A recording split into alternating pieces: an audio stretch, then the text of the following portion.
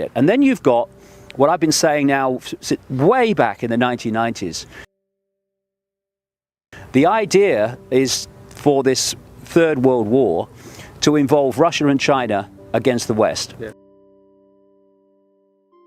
Oceania versus Eurasia, yeah. Yeah, in the 1984 kind of scenario. And what you have now is the demonization of Russia. Have you noticed that? How suddenly we got the demonization of Russia?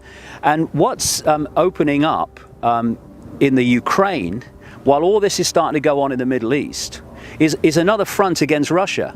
Because, you know, it's very easy to see how Russia can be pulled into this Middle Eastern conflict by supporting Syria, because destroying Syria is part of ISIS's agenda and American agenda and NATO's agenda. And also Iran as well. Yeah, and destroying Iran, yeah. So, and Russia would come out in support of Iran, and the same would happen with China. And so you can see how it's how the pieces in the game are being moved around to create this scenario that Pike talked about.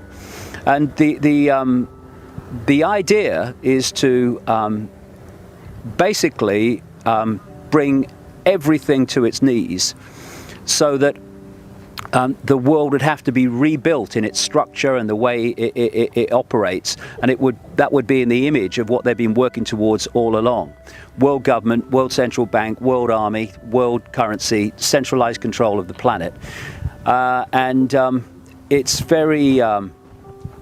It's very easy to see with current events how it's moving in that direction, and we need to understand what the goals are, to understand what the moves towards that goal are. And when you look at it from this perspective, what is happening in the Middle East is not random. None of it's been random. Libya's not been random. Syria's not been random. None of it. And ISIS certainly isn't random. It's part of this long-term plan to take over the world by creating enormous chaos to which they can offer the order out of the chaos, their order, their new world.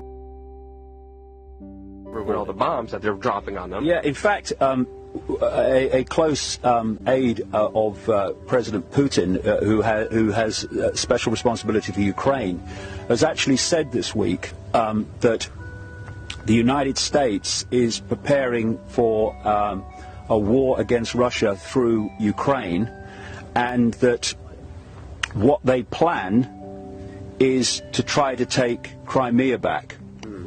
Now, you can have the odd bit of terrorism and bad things happen in Ukraine to Russian supporting people, and Putin can stay back and hold his fire because he knows what they're trying to manipulate him into.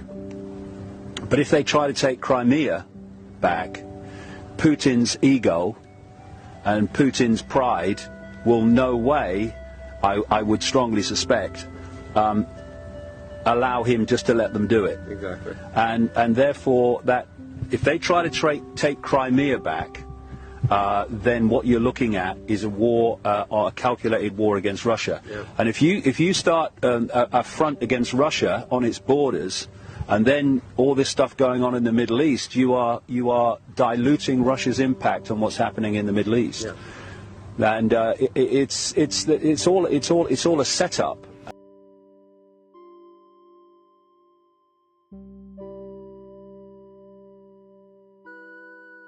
Help by spreading this message. Share with your friends, leave a like and subscribe if you haven't done so already. Turn on notifications to stay updated.